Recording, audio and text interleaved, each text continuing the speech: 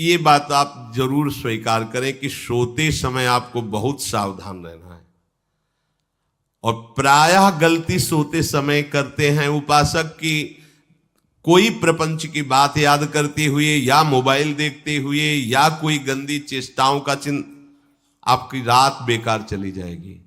अगर गंदी चेष्टा हो गई तो सुबह भी बेकार हो जाएगी, दिन भी बेकार हो जाएगा, निरुत्साहित हो जाओगे।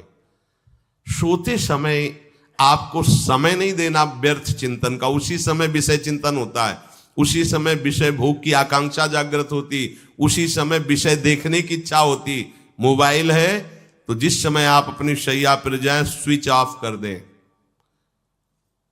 उसमें मैसेज घंटी आने का कोई भी रास्ता मत रखें। मान लीजिए आप उपासक हैं भगवत प्राप्ति के, 30-35 वर्ष ये नहीं था तो सब मर नहीं गए थे। और बोले इमरजेंसी, जब इसकी 30-35 वर्ष से पहले इसकी कोई रचना नहीं थी, मुझे लगता है, क्योंकि 30-35 वर्ष में ही इसका विस्तार देखा है। नहीं तो कभी किसी के पास मोबाइल नहीं। कोई बड़े अधिकारी तो इतना बड़ा वो, इतना बड़ा वाला वो ऐसे रखते थे।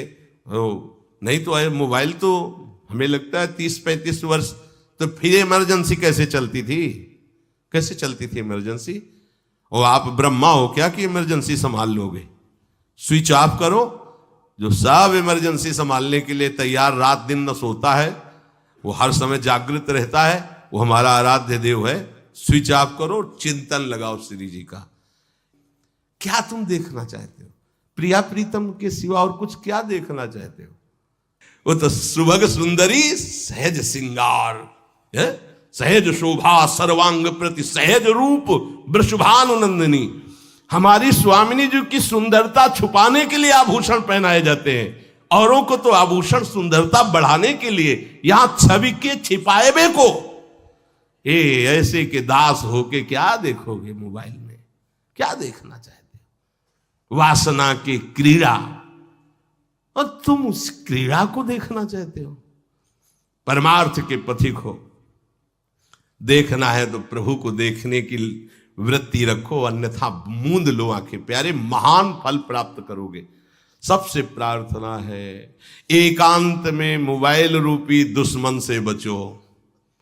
क्योंकि जब आप गंदी बात कहीं देखोगे तो आपके अंदर वैसे ही चिंतन बनेगा, वो ऐसे ही लगेगा मैं भी ऐसा करूं, मैं भी ऐसा भोगूं, मैं भी ऐसा देखूं। मान लीजिए आप, जब हमारे शास्त्र कहते हैं कि पशु पक्षियों के मैथुन को भी नहीं देखना है, अगर ऐसा एक बार दृष्टि पड़े तो मानसिक प्रणाम करके दोबारा दृष्टि ना देना। और आप मोबाइल में ऐसी चेष्टाएं देखोगे, कैसे आप भगवत भजन करोगे?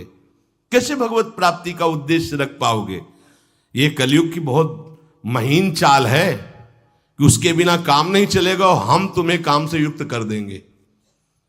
इसके बिना काम चलेगा नहीं, तुमको रखना पड़ेगा। और जब तुम इसे रखोगे तो हम काम अपना कर लेंगे। कलयुग ने कहा हम अपनी व्यवस्था बना लेंगे। यहां